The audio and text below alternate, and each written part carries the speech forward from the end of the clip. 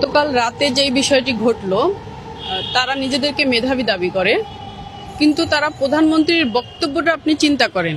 প্রধানমন্ত্রী কি বলেছিল যে মুক্তিযোদ্ধার নাতি নাতনিরা কোটা পাবে না, তাহলে কি রাজাকারের নাতি নাতনিরা কোটা পাবে? মানে উনি প্রশ্ন করছে, কিন্তু উনি কাউকে বলে নাই আপনারা সবাই রাজাকার গণহারে। আগে আপনার বক্তব্যটা বুঝতে হবে, সে কি আপনাকে বলেছে নাকি আপনার কাছে প্রশ্ন করেছে। এখন প্রশ্ন হচ্ছে, সে প্রশ্ন করেছে পুরো জাতির কাছে, যে হচ্ছে মুক্তিযোদ্ধা, তারা বলতেছে যে কোটা দিতে হবে যৌক্তিক, যাদের অযৌক্তিক কোনো কোটা থাকতে পারবে না। হ্যাঁ, এখন অযৌক্তিক কোটা কি তারা মুক্তিযোদ্ধাদেরকে বলছে, মুক্তিযোদ্ধা কোটাটিকে বলছে? সেটাও তারা কিন্তু বলছে না। হ্যাঁ, এখন প্রধানমন্ত্রী কিন্তু একটি প্রশ্ন ছিল শুধুমাত্র, এটি কোনো কাউকে ব্যঙ্গ করে কথা বলা ছিল না, সবাইকে গণহারে রাজাকারও বলা হয়নি। তারা এই সামান্য একটি প্রশ্ন, সেটি তারা বুঝতে পারেনি। তাদের কাছ থেকে কি আসা উচিত ছিল? তাদের কাছ থেকে এটির একটি যৌক্তিক উত্তর আসা উচিত ছিল, যে কোটাটি কারা পাবে। হ্যাঁ, এটি গঠনমূলক সমালোচনা হওয়া উচিত ছিল, সেটি তারা করে নাই। তারা কি করছে? তারা সকলকে উস্কে দিচ্ছে। এখন দেখুন, এটা যদি সাধারণ শিক্ষার্থীদের প্রতিক্রিয়া হতো, তাহলে কখন প্রতিক্রিয়া হতো? প্রধানমন্ত্রী বক্তব্য দিয়েছে দিনের বেলা, কিন্তু প্রতিক্রিয়া হয়েছে কখন? মধ্যরাতে প্রতিক্রিয়া হয়েছে।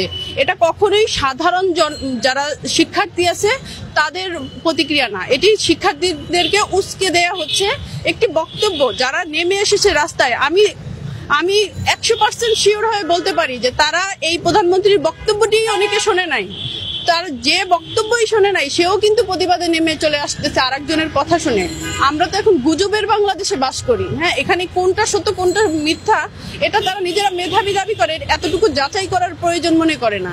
এবং যারা এটা নেতৃত্ব দিচ্ছে, এই যে রিফাত রশিদ, যিনি এটি পুরোটা মানে আরো বেশি উচকে দিচ্ছেন, যিনি ফেসবুকে বিভিন্ন গ্রুপের মাধ্যমে, উনি কোন দলের সদস্য আপনি দেখেন। উনি নূরের সাথে যিনি ছিলেন আক্তার, তার গ্রুপ যে গণতান্ত্রিক ছাত্র অধিকার পরিষদ, উনিও কিন্তু ওইটার অ্যাক্টিভ সদস্য। এবং তিনি গত নির্বাচনের সময় তিনি নির্বাচন বর্জন চান বলে নিয়মিত বিরোধী দলের সাথে নিয়মিত রাজপথে ছিলেন।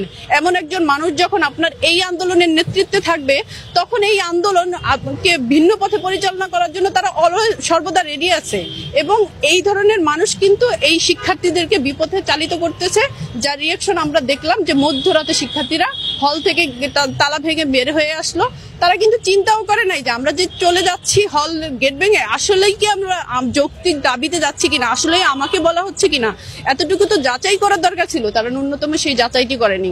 আসলে আমি লজ্জিত যে এই যে ঢাকা বিশ্ববিদ্যালয়ের বুকে রাজাকাররা 25 মার্চ গণহত্যা করেছে, যেই মাটি আমার এখনো রক্তে রঞ্জিত, রাজাকারদের জন্য আমার 30 লক্ষ শহীদ হয়েছে, আমার 2 লক্ষ মা বোন লাঞ্ছনার শিকার হয়েছে, তারা ধর্ষণের শিকার হয়েছে। তাদেরকে আজকে গ্লোরিফাই করা হচ্ছে।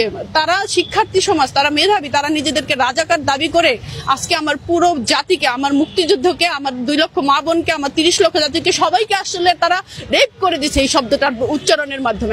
আমি খুবই সরি যে আমি এই শব্দটি উচ্চারণ করলাম, কিন্তু এদের বিরুদ্ধে আসলে কোন প্রতিবাদের ভাষা বাংলার বুকে, যেখানে 30 লক্ষ শহীদের রক্তে এই মাটির প্রতিটা ইঞ্চি ইঞ্চি রঞ্জিত, সেখানে আপনি প্রতিবাদের ভাষা এটা হইতে পারে না যে আমি রাজাকার। No, it's not acceptable.